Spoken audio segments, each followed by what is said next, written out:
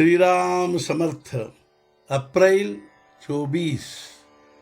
संतों का होना, इसका मतलब उनकी आज्ञा में रहना। हम जिंदा रहे, यह जितना जरूरी है उतना ही जरूरी है कि हम परमात्मा को जाने। संसार में लोग किसको नहीं दोष देते, परमार्थ में समर्पित हो जाने पर यह ठीक से घर गृहस्थी नहीं करता, ऐसा कहकर लोग दोष देते हैं। हमें उसकी ओर ध्यान नहीं देना चाहिए। अपने मन के दुख के लिए बस एक ही कारण हो कि मैं अभी भगवान का नहीं हो पाया। जो भगवान की इच्छा के अनुकूल व्यवहार करता है उसका भला होता है। भगवान जैसे रखे उसमें संतोष मान कर रहे। भगवान का रूप आनंदमय है और सृष्टि का क्रम भी ऐसा ही है कि वह मनुष्य को आनंद की ओर ले जाता रहे। अत्यंत दरिद्र के लिए भी आनंद की गुंजाइश होती ही है। आनंद के बिना मनुष्य का जिंदा रहना ही संभव नहीं है।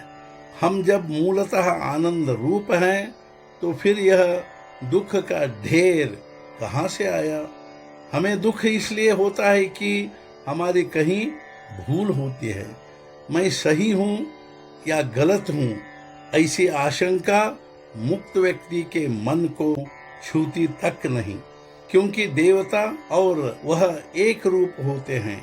जो बद्ध हैं उसको भी शंका नहीं होती, क्योंकि वह भगवान को जानता ही नहीं। वह तो कहता है कि मैं ही सब कुछ करता हूँ और भगवान तो है ही नहीं।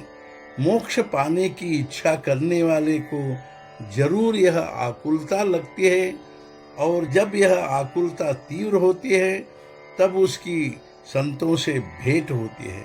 पिछले पुण्य की कोई धरोहर होगी तो यह आकुलता लगती है। हम संतों के होकर रहे, उनके हो जाने पर हमें लगना चाहिए कि उनके सिवाय हमारा कोई नहीं है। संतों के होना यानी उनकी आज्ञा के अनुसार व्यवहार करना।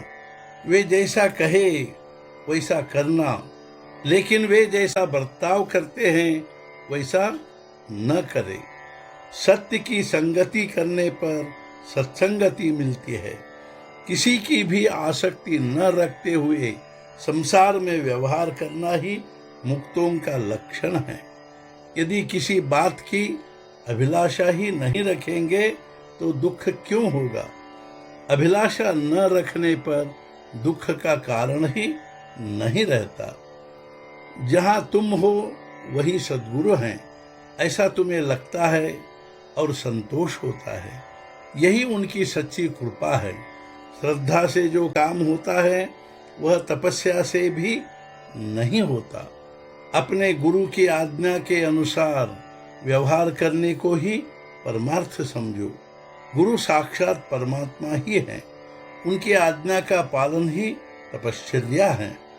इससे भिन्न कुछ करने की आवश्यकता है ऐसा नहीं लगना चाहिए।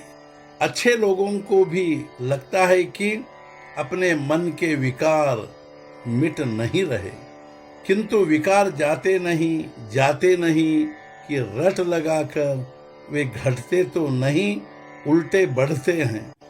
उधर ध्यान नहीं देना चाहिए। नामस्मरण करने का अपना काम जारी रखे, जिससे विकार अनायास कम होते रहेंगे। किंतु इतना ध्यान जरूर रखा जाए कि मन देह के पीछे पीछे नहीं जा रहा। आज का मुख्य विचार, संतों की आज्ञा को प्रमाण मानना ही अनुभव प्राप्त करने का साधन है। सद्गुरुनाथ महाराज की जय। जय जय रघुवीर समर्थ।